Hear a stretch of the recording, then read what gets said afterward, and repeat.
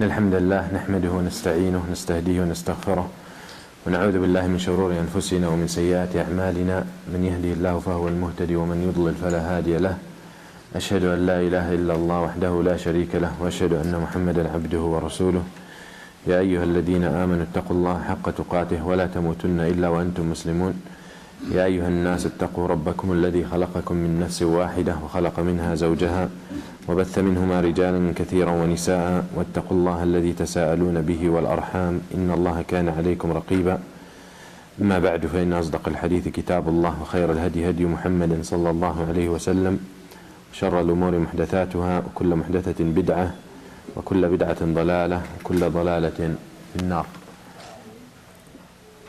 Tonight inshallah we start this new section and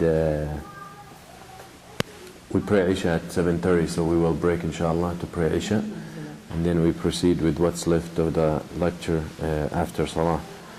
Today we will talk about Bab al-Sulh, and Sulh is reconciliation, okay? And in general in language when we say Sulh يعني هو فض النزاع. It's to make up between two people who are involved in any disputation, to make up between them an agreement, to establish an agreement between two parties who've been involved in any disputation. وفي الشرع معاقدة يعني عقد يتوصل به إلى إصلاح بين متخاصمين. It's a kind of contract that the point of it or the intent behind it is to make up between two parties that are having a disputation. And as you know, since we are talking about transactions in this section, obviously يعني الصلح many types, reconciliation many types. There is صلح في الحرب يعني صلح بين العدو، صلح بين الزوجين، صلح في نزاعات غير مالية، الصلح في نزاعات مالية،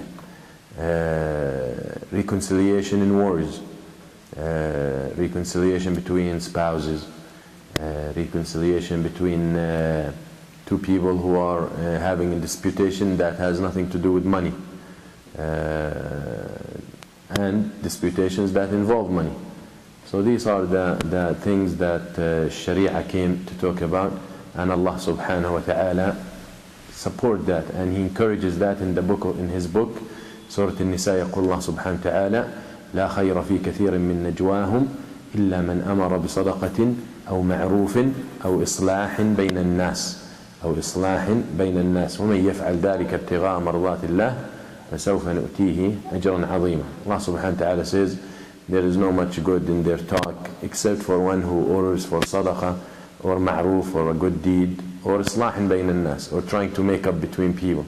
Because if you look, 95% of people's talk is useless and worthless. So that is really the talk that matters. And then Allah subhanahu wa ta'ala says وَمَنْ يَفْعَلْ ذَلِكَ ابْتِغَاءَ مَرْضَاتِ اللَّهِ, and whoever does that for the sake of Allah, okay, seeking the pleasure of Allah, we will give him great reward, as Allah subhanahu wa ta'ala says. So we see that when you're about to reconcile between two parties in Islam, or when you're trying to make up between two disputing parties, the benefit is based on the intention. Yani if you have the right intention, you get two benefits. One benefit is الأجر العظيم. من يفعل ذلك ابتغاء مرضات. So ابتغاء مرضات الله is النية, the intention, seeking the ajr from Allah, seeking the pleasure of Allah. What happens to him who has this intention? First, فَسَوْفَ نُؤْتِيهِ أَجْرًا عَظِيمًا, we will reward him great deal. Then Allah subhanahu wa ta'ala, the second benefit is also in Surah An-Nisa, when Allah talks about disputation between spouses. Allah subhanahu wa ta'ala says إِن يُرِيدَ إِصْلَاحًا يُوَفِّقِ اللَّهُ بَيْنَهُمَا. If they want to reconcile, then Allah subhanahu wa ta'ala will help them out. Yani sometimes you go to help husband and wife who are having a problem, disputation, you sit with them.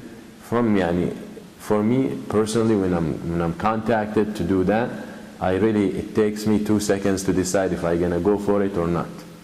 Honestly. It takes one question to each one before even I say, okay. Because from those questions you will know.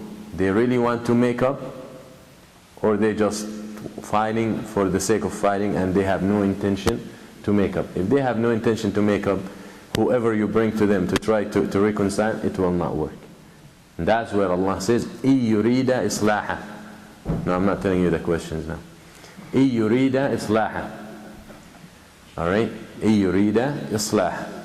If they want to reconcile, يعني the parties, then Allah will make. Yani there's a story mentioned that two spouses at the time of Umar were fighting, and Umar radiallahu anh picked one of her family, one of his family, the man's family, the husband, and go make up, because Allah subhanahu wa ta'ala. So when they came back, we could not make up.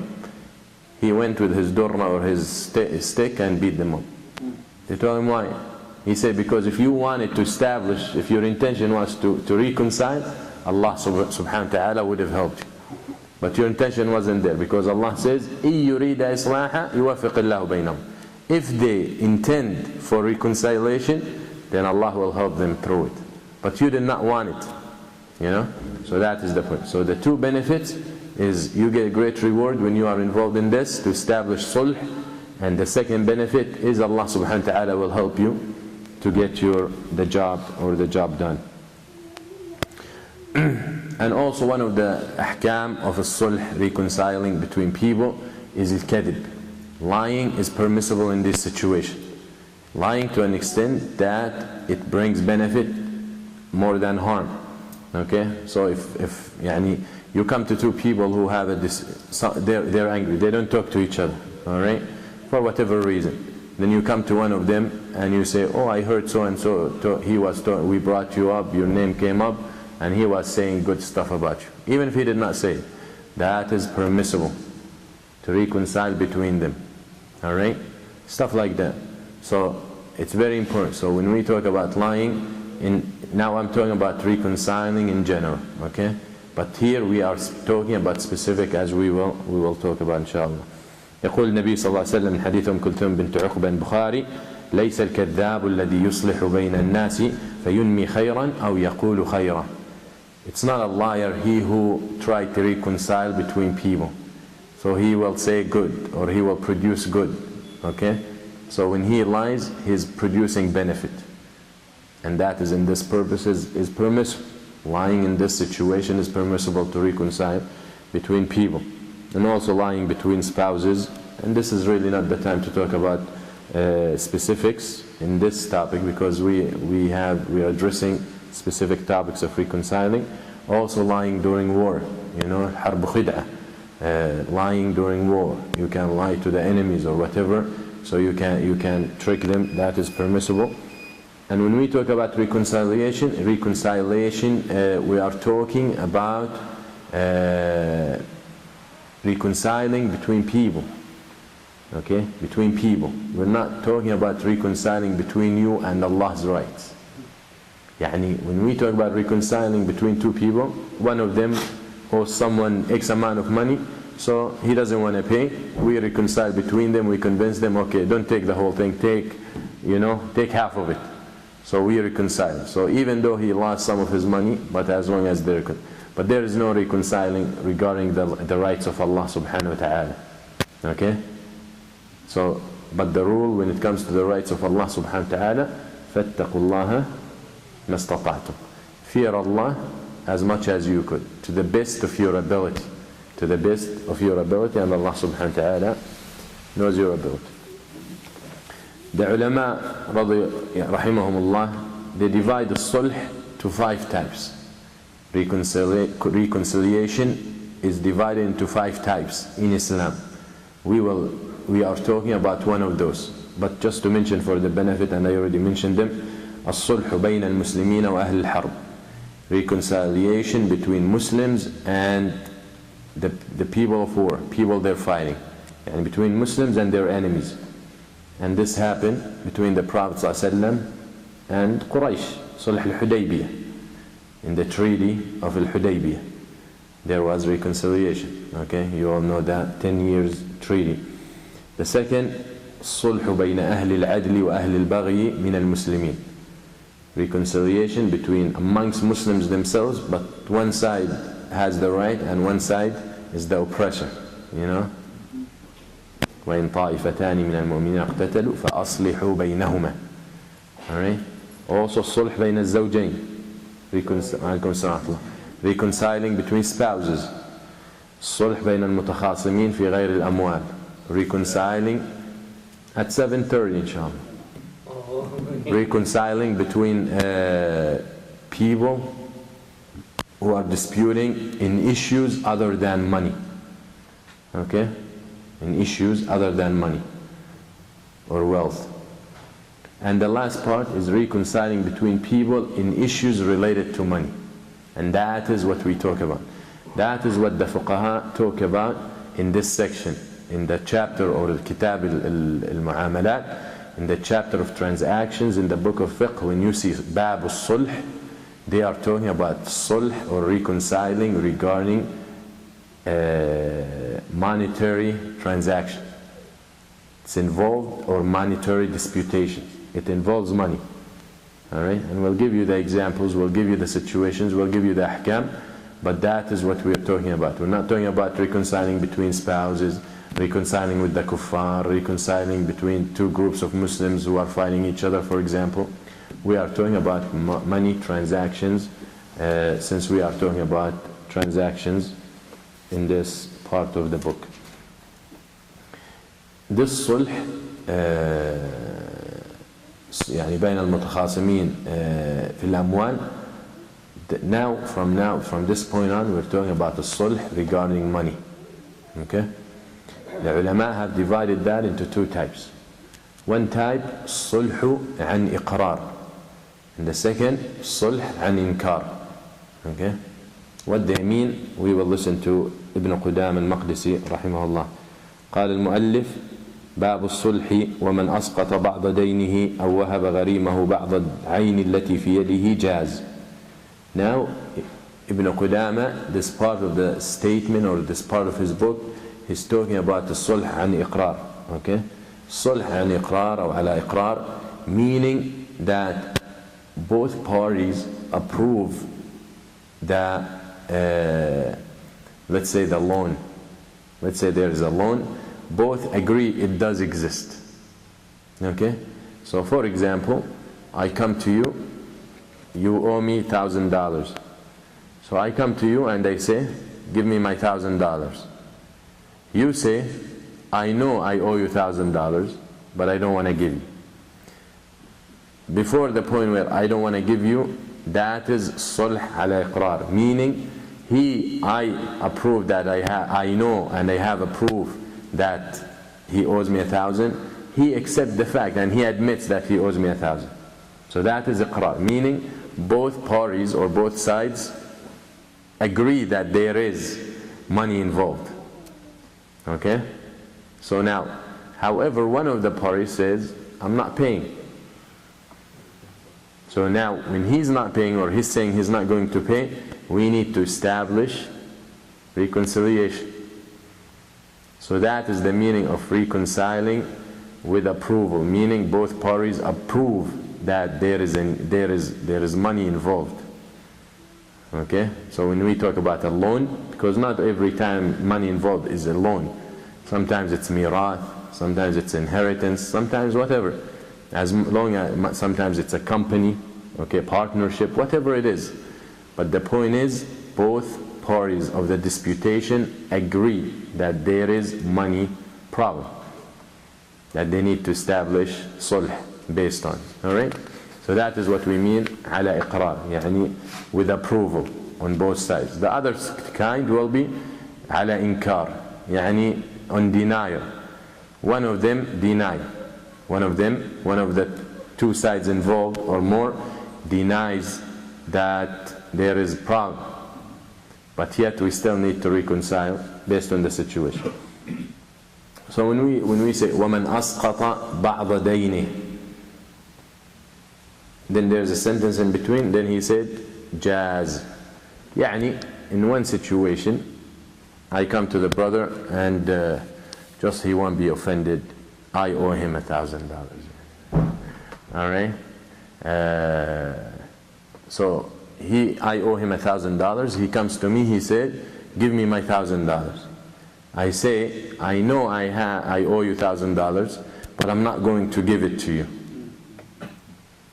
Then he will say, listen, give me $800 and I will forgive you the rest. Fine? If this transaction continues like that and he approves and I give him the $800, that is a sulh ala iqrar.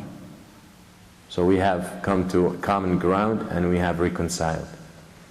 Okay? So I have cut or waived some of his loan to me, so I can pay him off. Now someone will say, what if you don't like it? Or what if he doesn't like it?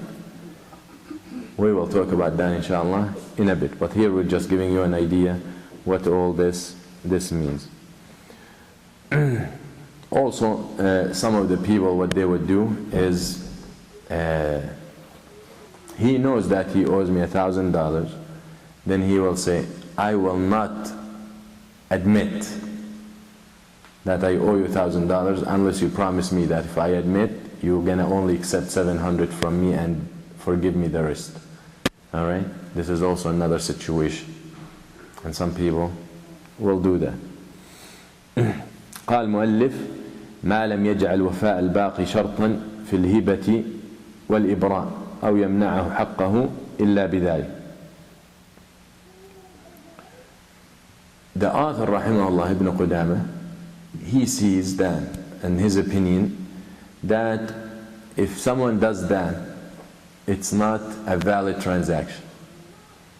Okay? يعني someone tells you, I will only admit that I owe you X amount of money if you waive $400 out of it. Okay? If you forgive me $400, I will admit.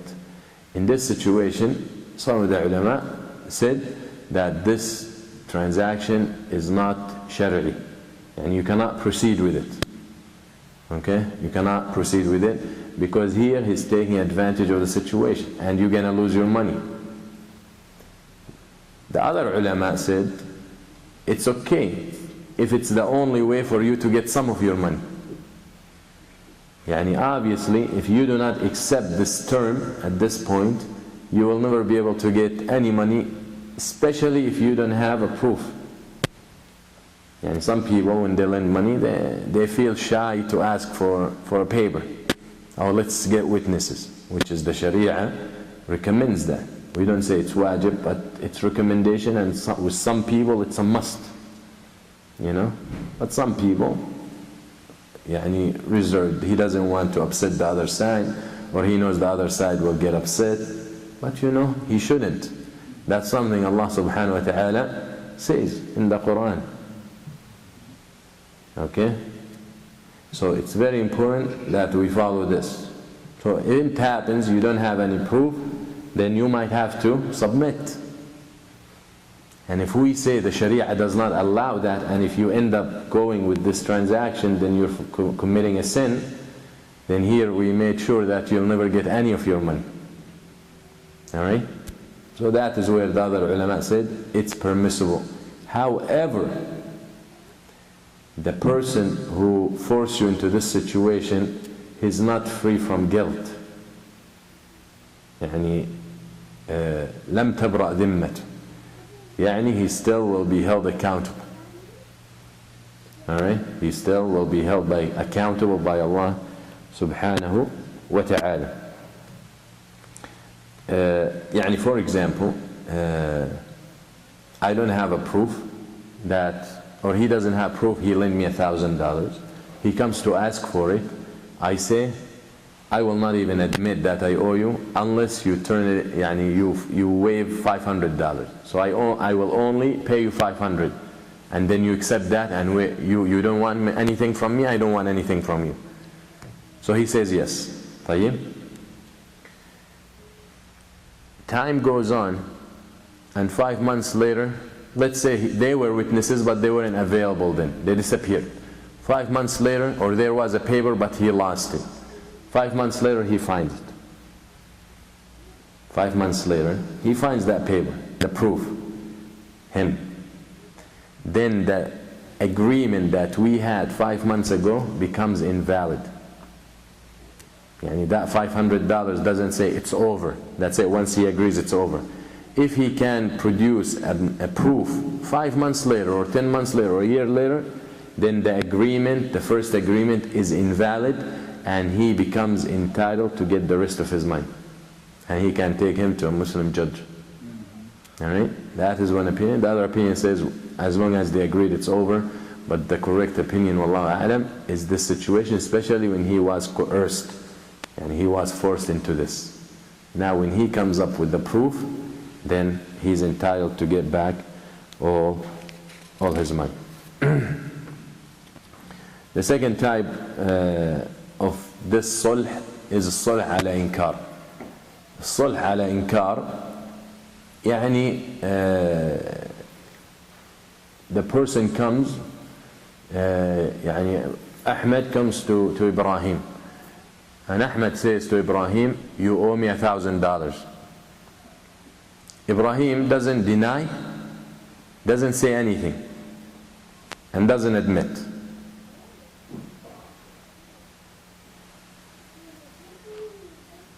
He's not sure. And maybe in the past there was some kind of agreement between them, some kind of business, whatever. And he assumed everything was over. This guy comes from nowhere and claims that Ahmed owes him X amount of money, or Ibrahim owes him X amount of money. But Ibrahim does not have a proof that this is false. Ibrahim doesn't say anything. Ibrahim is not sure if he owes him or not. And Ibrahim doesn't want to swear. Because some people don't want to swear. Some people are willing to lose money but not swear. So that is ala inkar.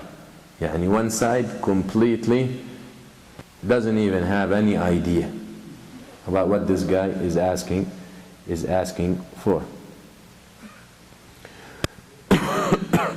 And in this situation, is it permissible to have reconciliation? Meaning, okay, listen, you claim that I owe you $500, I'll give you $300 and it's over. Is this transaction permissible or not? Okay? The ulama have two different opinions. رأي الجمهور يجوز.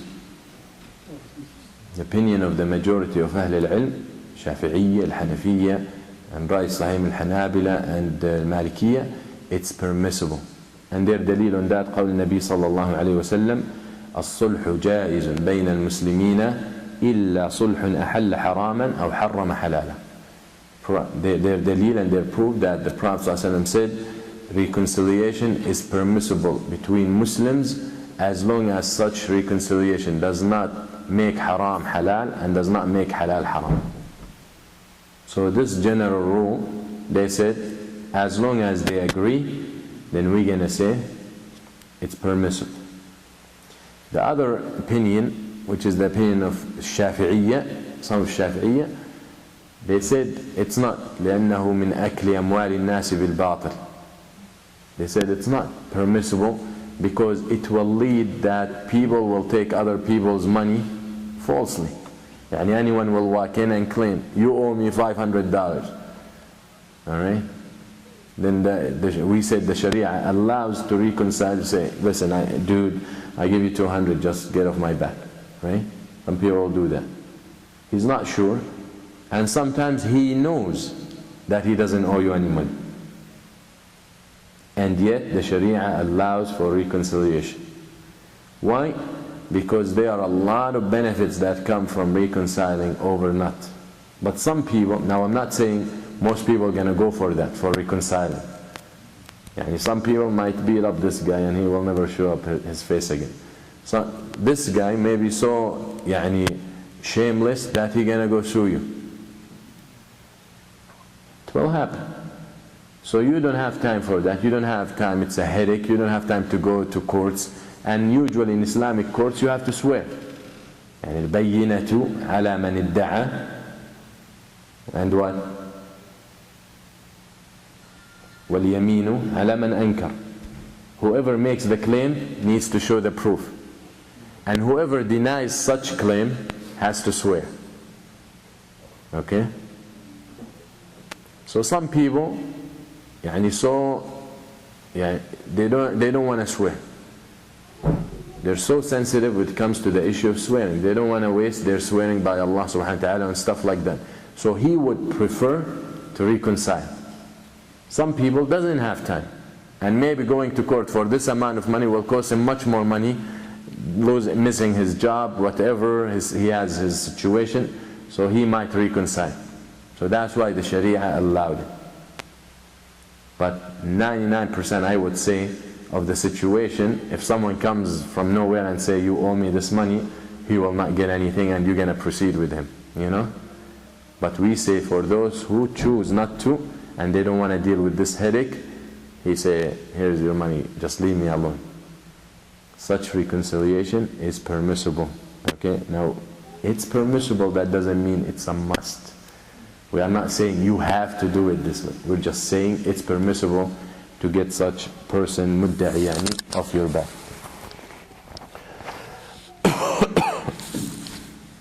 يقول النبي صلى الله عليه وسلم إنكم تختصمون إلي ولعل بعضكم أن يكون ألحن بحجته من بعض فأقضي له بنحو ما أسمع فمن قضيت له بحق أخيه فإنما أقطع له قطعة من النار فليأخذها أو ليدعها. يعني موعظة from the Prophet ﷺ and reminder from the Prophet ﷺ. يعني if you have slight intention to take a penny falsely from your brother and oppressively, you will change your mind. He says sallallahu alayhi wasallam, you come and you put me as a judge between you to reconcile between you, and some of you maybe has better speech than the other, and I might judge for him over his brother. Then the Prophet ﷺ said, so whoever I judge for him over his brother with something he knows it's not for him, then I'm only taking a piece of hellfire and giving it to him. So let him choose either to take it or to leave it. Because the bottom line is, this person who's making the claim knows if really if that money is his or not. You know? So it's very important. But the point is, this is the hadith the Prophet ﷺ indicates that even if you go to the judge, or you don't even go to the judge and reconcile this person, you came and you said, you owe me $1,000, he did not say anything, and he reconciled with you, even though he reconciled and he accepted to give you the money so you can leave him alone, that does not make that money halal for you. It's still haram. Even if you take him to a judge and you know that you don't deserve that money, it's not yours, still even if the judge for you and in your favor, it's not halal for you. Because some people think, if I take him, once the judge issue the verdict and it's in my favor, that's it, the money is halal. Even though in his heart he knows that money is haram. Yani. But he has good tongue, he can convince, he has good persuasion or persuasive ability, so he got through. But that does not make it halal, even if you get it. Alright, so inshallah we'll stop here and we'll continue after Salat al-Isha.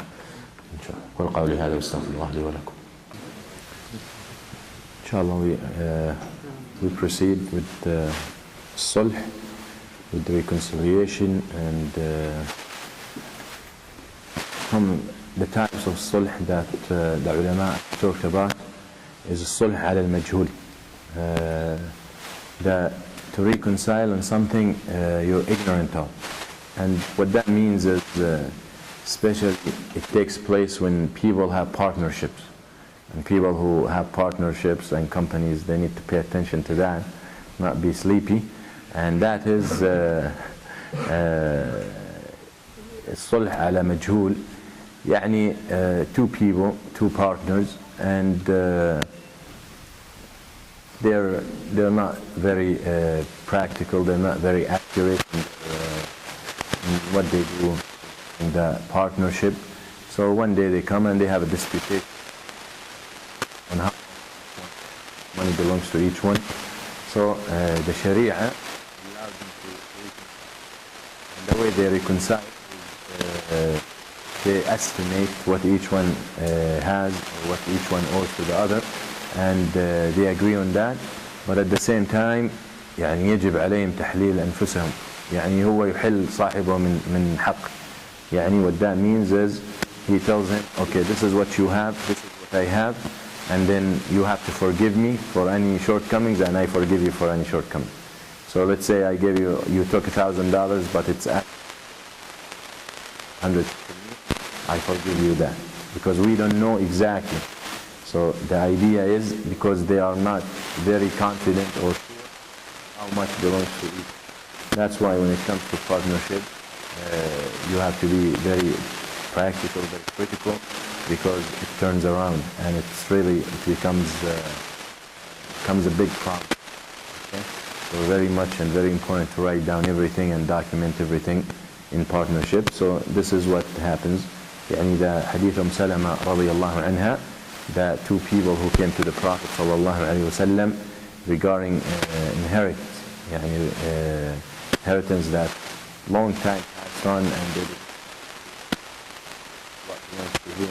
She said, جاء رجلان من الأنصار عند رسول الله صلى الله عليه وسلم في مواريث درست بينهما، فقال النبي صلى الله عليه وسلم إنكم تختصمون إلي وإنما أنا بشر، ولعل بعضكم من يكون ألحن بحجتي من بعض، فأقضي بينكم على نحو ما أسمع، فمن قضيت له بحق أخيه فإنما أقطع له قطعة من نار فليأخذها أو ليدعها. This hadith we already mentioned, this part that the Prophet ﷺ, when he said, I'm just a human and I will listen to both of you, and some of you might have better persuasion than the other, so I might judge in his favor, then whatever I judge for him, it's a piece of fire. Either let him take it or leave it. Someone who has taqwa and who doesn't want, who live his life to protect himself from fire most probably, or should not take it. So both of them start crying. And both of those men, the relatives who came, the two Ansar who came to the Prophet ﷺ to judge between them, start crying, because the maw'idah and the words of the Prophet ﷺ really affected them. Okay? And most probably they come with the intention to steal from any one of us. Those are Sahaba. You know? They came they had disputation just like any two human beings have. So they wanted the judgment, the justice. So maybe there was no intention to take someone else's inheritance or someone else's wealth. But look how it affected them, the words of the Prophet sallallahu alaihi wasallam. وكل واحد منهما قال حقي لصاحبي. After they cried, each one of them said, whatever belongs to me, I give it to him, to my brother. The greatest examples of humanity. Every one of them said, whatever belongs to me, I don't want it. It's for him. It's him. It's his. Subhanallah. فقال النبي صلى الله عليه وسلم. Now here's the solution in this situation. أما إذ قلتما هذا, each one of you give what belongs to him to his brother, فاذهبا, go and divide the inheritance. ثم توخيا الحق, and be critical. Find what belongs to whom. Be very, very careful. ثم استهما ثم ليحلل كل منكما صاحبه. Then come with a way to agree on how to divide it, and then the last part is each one should forgive his brother. We agreed, finally you get this part, I get this part, and then each one of them should tell. They don't have to tell each other by words, but they both have to each one is waiving his right. If his brother took something, not exactly, a little more, he forgives him, or vice versa. All right, look at that solution that the Prophet ﷺ gave them. Courts, don't tell me lawyers, don't tell me ta'ala is exist, is in the hearts of then the word will be out of it. Another quote على ما يخرج للإنسان من الميراث. And this is one of the problems that Muslims, especially in the Muslim world,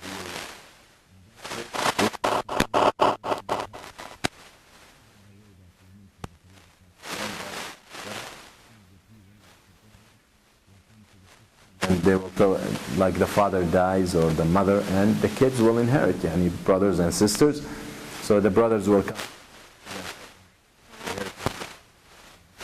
But you did nothing, or they won't even give them to you. Your husbands are responsible about you.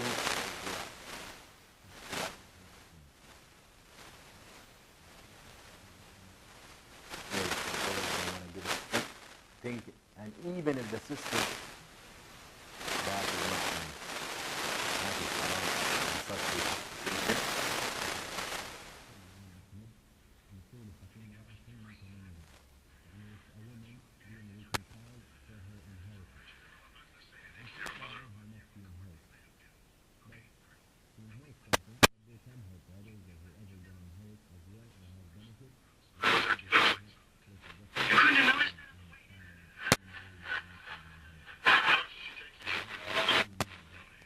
يعني حجة قول شريف أيما امرأة صلحت من ثمنها لم يتبين لها ما ترك زوجها فهي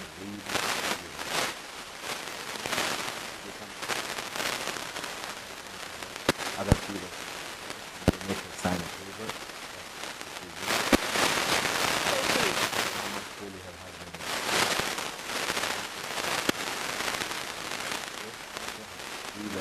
كله. This biggest doubt. Doubt we don't go with in Islam. يعني even in tahara and in the issues of ibadah, you always go with doubt. Even though some people will go with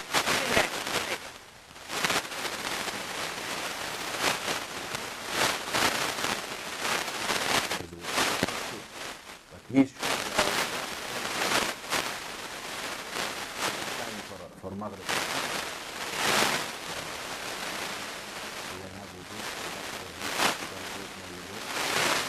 He knows he had wudu for Asr.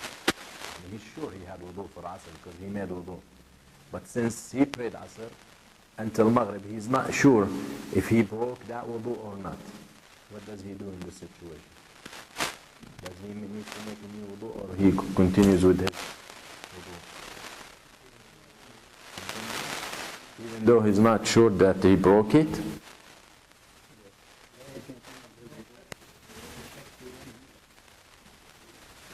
Right? This is what most people will do. Most people will say, just to be safe, I'm gonna make wudu. And this is against the Sharia. The Sharia is you're certain of one thing and you're uncertain of the opposite or something related to it. You cannot leave what you're certain of for the thing that you're uncertain of or you have doubt about. This is from Taysir. Okay? So very important. Even though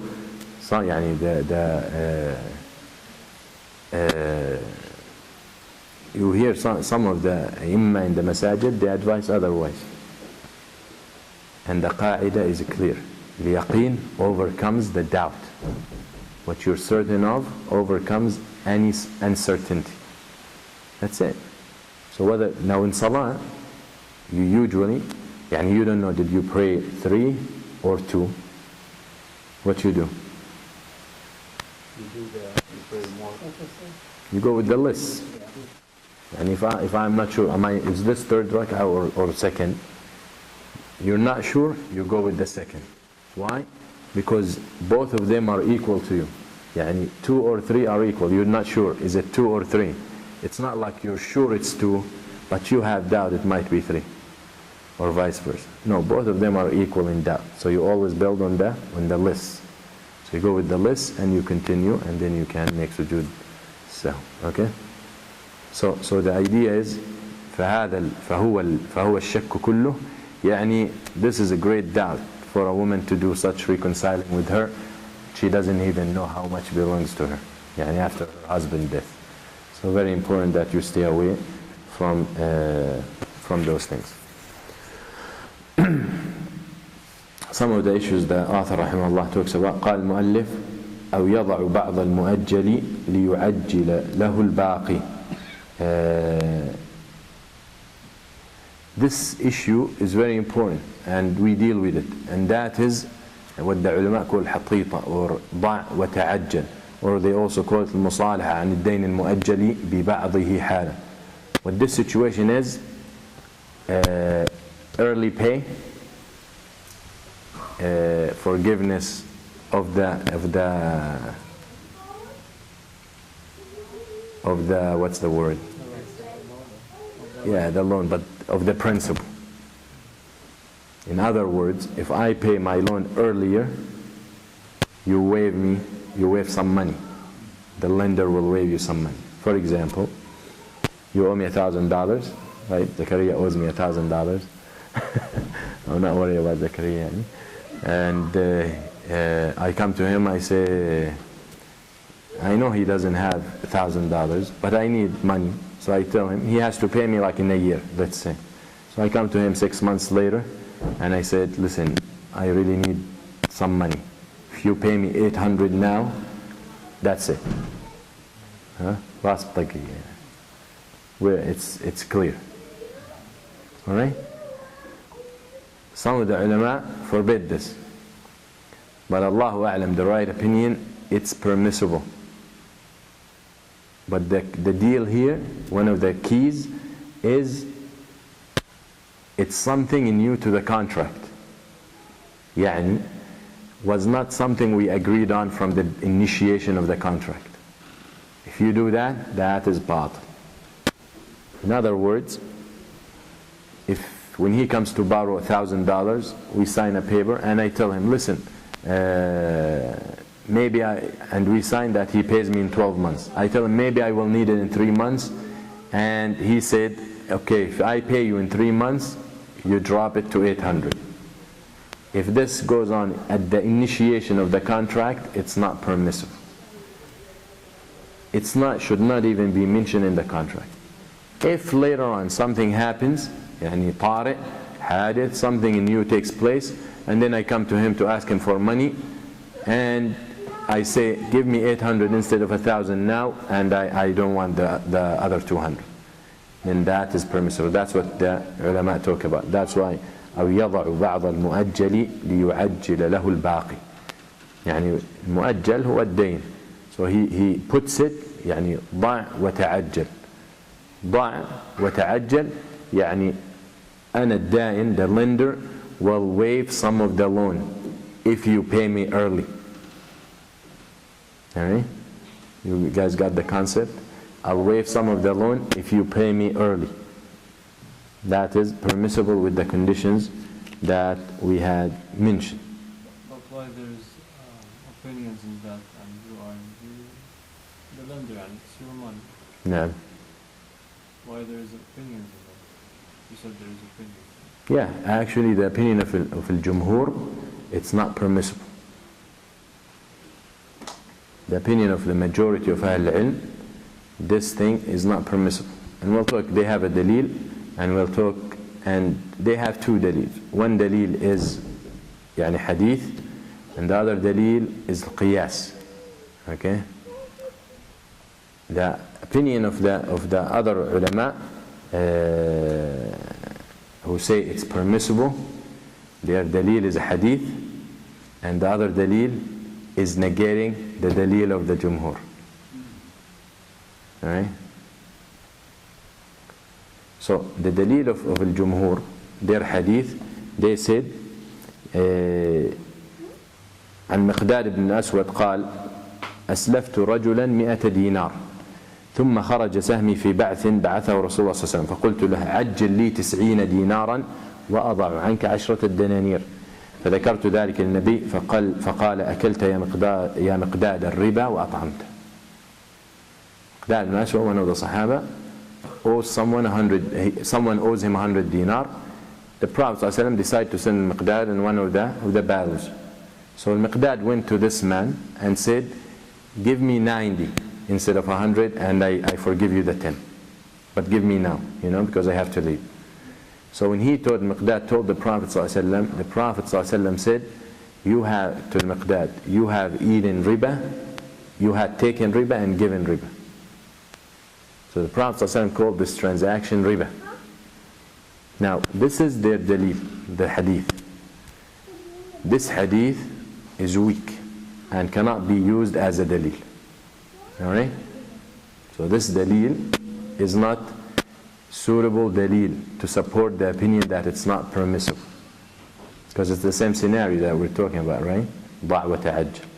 Yani give me now, give me just 90 instead of 100. Their qiyas, they said, if it's not permissible, when it's a loan, right? It's not permissible to take extra for delaying the pay. Yani if you owe me $100 and I come to you, give me 100, and you say, I can't pay now, so I tell you, okay, you pay me next month 110. That is riba. Yani هذا riba al-jahiliyyah. Okay? So they said, if it's not permissible to delay and add to the loan, then obviously it's not permissible to bring it, like to make it earlier and deduct, which is qiyas غير صحيح. Remember, this qiyas and this analogy is completely off. Because first of all, when we talk about delay and I pay you more, or delay and you have to pay me more on the loan, the only one benefiting from this is the lender. In this situation that we're talking about, and this is the argument of the other group, the other opinion that it's permissible, they said everyone is benefiting. First, the lender is getting his money because he needs it, obviously, that's why he's waiving some of it. And the borrower, since he can pay a little bit less, it's helping him not to pay the whole thing. And he's forgiven, and he's free from that any guilt. So they said qiyas of this on that is completely off, so it doesn't fit. Also they have a dalil, and they have a hadith. يقول النبي صلى الله عليه وسلم, and that is when Bani Nadir, the Prophet ﷺ, when Bani Nadir betrayed their treaty with the Prophet ﷺ, the Jews of Medina, the Prophet ﷺ kicked them out, exiled them out of Medina. We all know that. So he gave them the choice to take all their wealth, whatever they want to take and leave. Okay? So they came to the Prophet ﷺ and they said, Ya Muhammad, إنك أمرت بإخراجنا وإن لنا على الناس ديونا لم تحل. فقال النبي صلى الله عليه وسلم لهم ضعوا وتعجلوا. So they came to the Prophet ﷺ, they said, you gave us certain time to leave and people owe us money but it's not due yet. So the Prophet ﷺ told them, then waive some of the loan and take your money and leave. So this is the dalil of the other opinion. This hadith in al-Bayhaqi, and some of the ulama consider this hadith weak, but other ulama consider it strong, or يعني the least hasan, يعني sound hadith, because all regarding one of the people who narrate the hadith in the chain, Muslim ibn Khalid, they said his memorization was bad.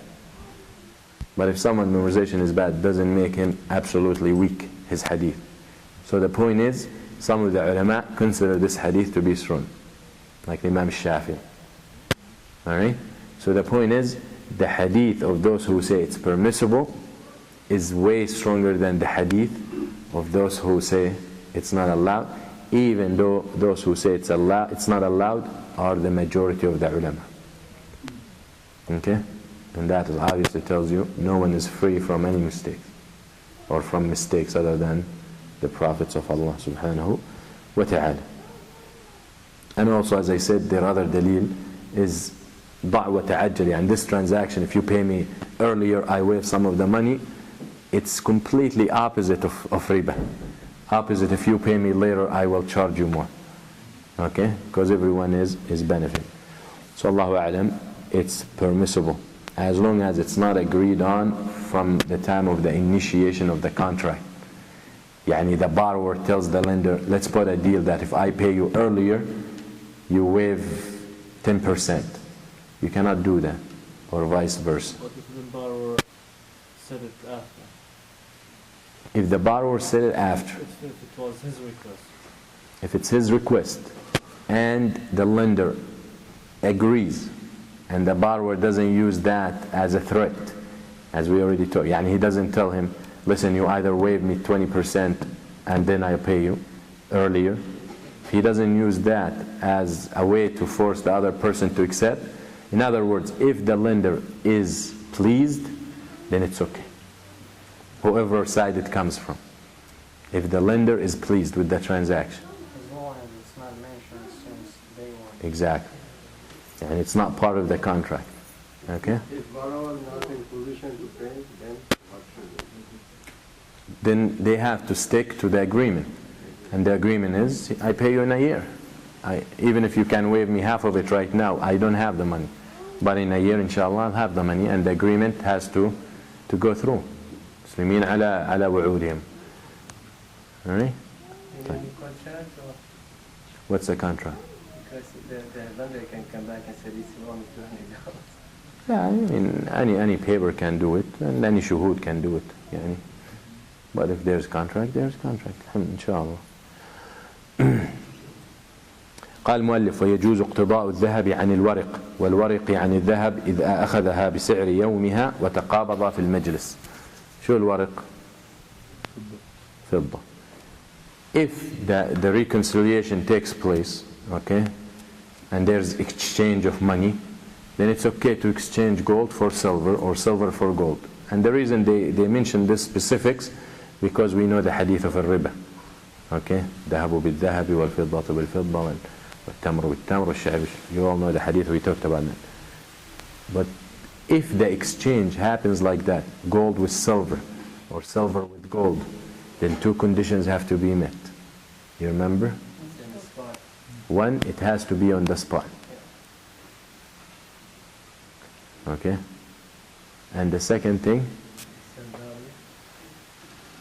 No, because those are two different things in the same category, but two different things. No, same time. Since they are two different things, they have to be, but in the same category, they have to be on the spot. What is it?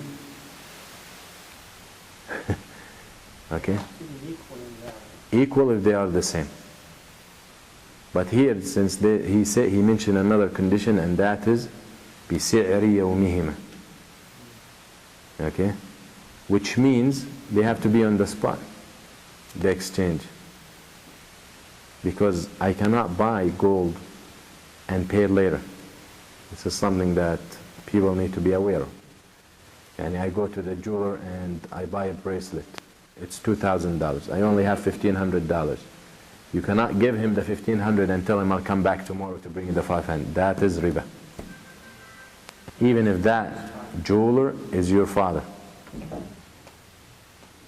That's why the condition of on the spot has to be met. Exactly.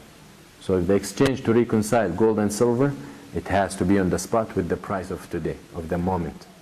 Okay? So that saves any kind of disputation. That's why we talked about buying gold with checks, with credit cards, with ATM cards. We talked about all these issues. Okay? Remember? Because the condition the Prophet ﷺ said that when you buy gold or silver, now then gold and silver was the currency, was what they're using. Today we have an extra one, which is money, paper money. So now paper money, gold and silver fall in the same category. So if we exchange one of these three with the same thing, it has to be on the spot and has to be same amount, same weight. And you don't take a new piece of gold and exchange it with an old piece of gold which is heavier. That is riba. Okay? Same amount, same weight. But when you exchange one between two of the three, between gold and silver, gold and money and silver, then it has to be only on the spot. Doesn't have to be the same amount. We don't say 5 grams gold with 5 grams silver. All right? Very important. So that's why they mentioned this issue. قال المؤلف ومن كان له دين على غيره لا يعلمه المدعى عليه فصالحه على شيء جاز. If there is a loan, يعني someone owes you money, but this someone doesn't remember, doesn't have any idea that he owes you, but you claim that he owes you, he said then it's permissible to reconcile. What kind of sulh is that? You come to me and you say, you owe me $100. I have no idea what you're talking about.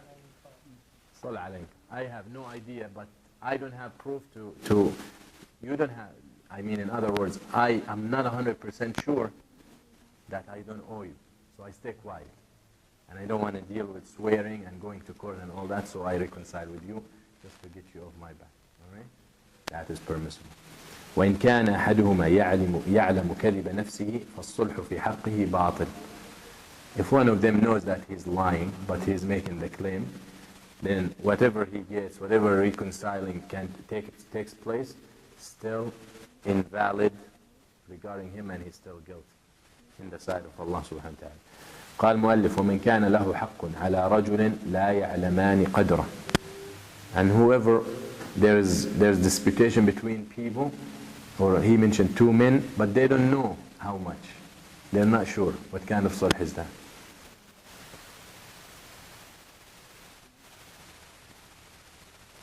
Two people, there is money between them, but they're not sure how much exactly. Like element. Okay? And something unknown exact. Remember we mentioned the example of partnership? They don't know exactly how much each one has, but they agree on something. فَاصْطَلَحَ عَلَيْهِ جَازٍ. It's permissible to reconcile. With the condition we said is, what was the condition after they reconcile? Exactly. All right? That's it. Each one forgive his brother for any.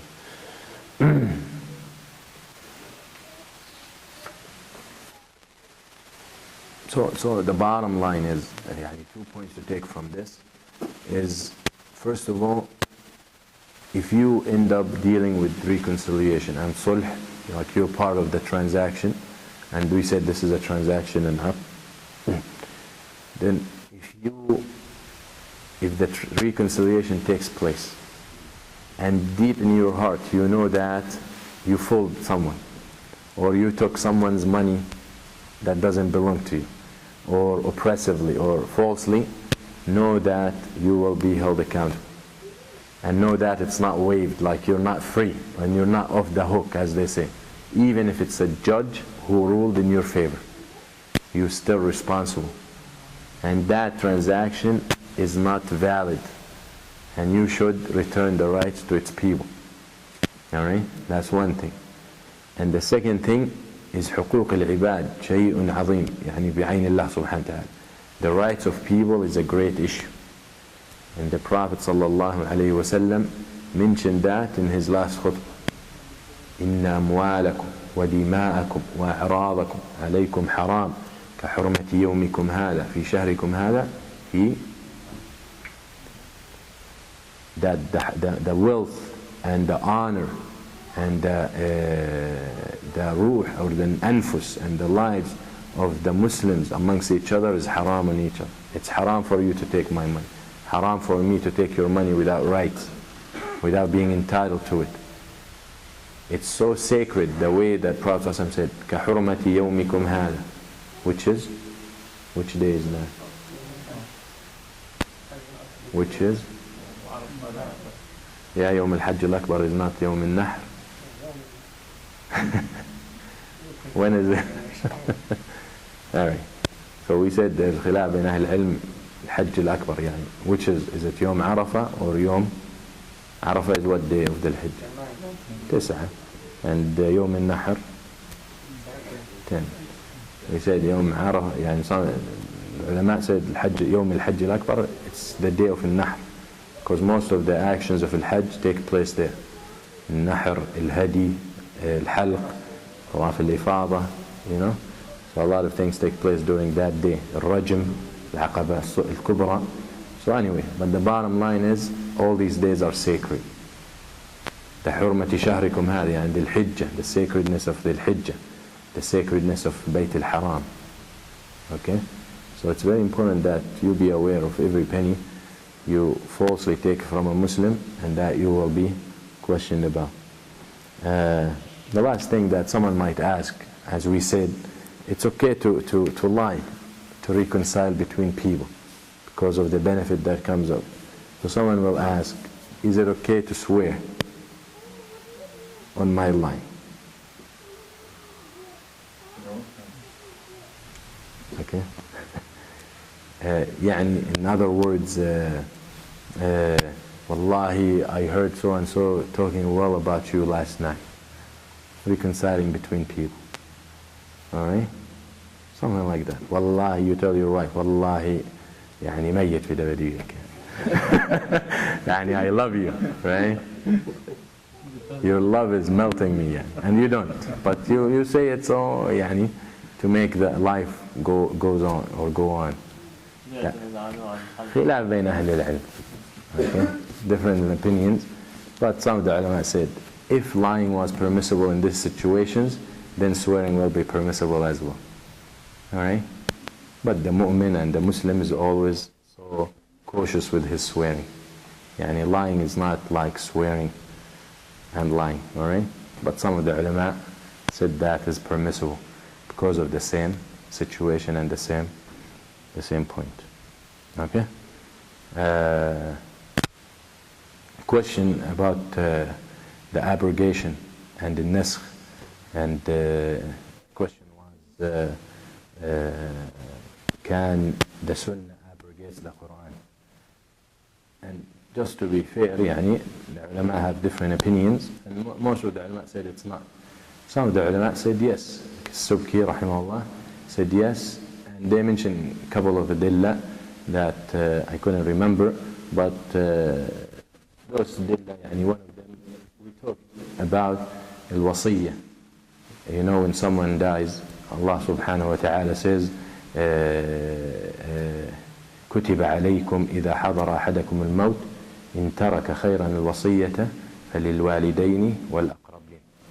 Allah subhanahu wa ta'ala talks about leaving will, right? When you die, and He says subhanahu wa ta'ala, then leave well. The best will is to leave for the parents and the relatives. But then we know that the Prophet ﷺ, in his hadith, he said, لا وصية لوارث. There is no, you cannot write in your will something for someone who will inherit you. And if your wife can inherit you, you cannot write in the will and $500 for my wife. That doesn't count because she's inheriting automatically. So anyone will inherit you automatically after your death. You cannot include them in your will by leaving money for them or indicating money for them. You can leave money for someone who doesn't inherit you. So they said, here's the hadith, abrogates the ayah. Okay? Another situation is the ayah where Allah subhanahu wa ta'ala says, قُلْ تَعَالَوْا أَتْلُوا عَلَيْكُمْ مَا حَرَّمَ رَبُّكُمْ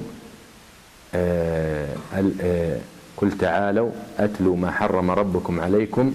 Allah subhanahu wa ta'ala tells the Prophet, come and let me tell you what Allah subhanahu wa ta'ala made haram on you. And he mentioned ميتة ودم الخنزير ولحم الخنزير والدم المسفوح وما أهل لغير الله به.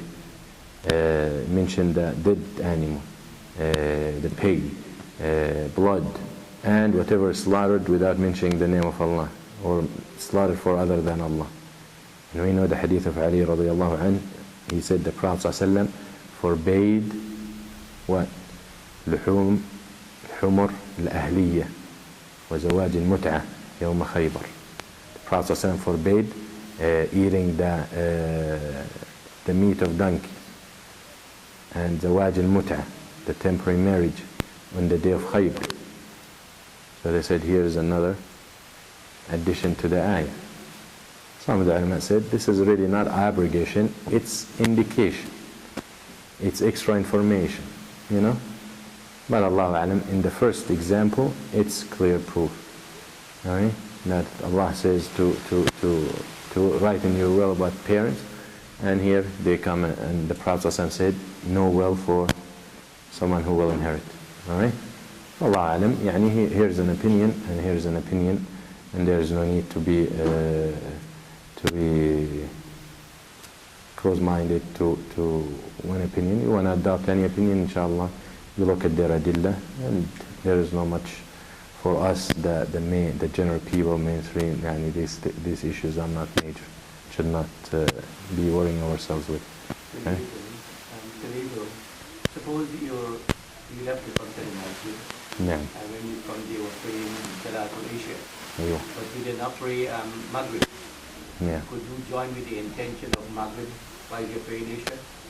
Wallahi, if you praying, if you missed Maghrib and it's time for Isha, there is an issue here, and that is if you missed Isha, Maghrib for no reason, that's a major sin. Okay? But we're going to assume that you had an excuse. Okay? And the fact that you managed to come to the masjid, maybe let's say after you missed Maghrib, maybe you were sleeping, whatever the excuse is. You have, the ulama talked about 3 different ways of doing that. Okay? Some even have more. You come and it's time for Isha. The people praying Isha, and when you walk in the masjid, you should join the jama'ah. That's something that you should do. Join the jama'ah. Don't go on the side and pray on your own. That's one thing you have to understand. If you join the jama'ah after the first rak'ah, then there is no problem here, right? Let's say they're praying in the second rak'ah, you join, and what's they gonna lead? Pray 3 more. So you're done your Maghrib. If you join them from the beginning, if you join them after the second rak'ah, then there is no problem. You pray whatever left with them and you make up, let's say, 1 rak'ah or 2. The issue becomes when you join them from the beginning, because your salah is 3 rak'at and their salah is 4. One of the hadith of the Prophet ﷺ, إِذَا أُقِيمَتِ الصَّلَاةِ فَلَا صَلَاةَ إِلَّا الْمَكْتُوبَةِ. When the prayer is established, when they make iqamah, then you should only pray what they made, the prayer that they're praying, the fariḍah. Okay? So, if you, based on this, when you join, you have to pray Isha with them. Okay? Some of the ulama said, إِنَّ الصَّلَاةَ كَانَتْ عَلَى الْمُؤْمِنِينَ كِتَابًا مَوْقُوتًا. Every salah has its own specific time and order. So Salat al-Maghrib in order comes after Isha, before Isha. So if you pray Isha now, and then you come and we say pray Maghrib after, okay? Then they go to say, and then you repeat Isha. Now this is too much. That's one opinion though. You join with them, you pray with them whatever they're praying, then you pray your Maghrib after that, then you pray Isha, because you have to pray them in order. There is another riwayah for the same hadith, إِذَا قِيمَتِ الصَّلَاةِ فَلَا صَلَاةَ إِلَّا الْمَكْتُوبَةِ, which is, the other hadith says, add, فَلَا صَلَاةَ إِلَّا الَّتِي أُقِيمَتْ لَهَا. They said that, the hadith said, and it's authentic, that if the prayer is being established, and al-iqamah, then you should not pray but the prayer that the iqamah was for. So when they made iqamah for Isha, you only allowed to pray Isha. So your Isha is good. And then you make your Maghrib after that. And you're done.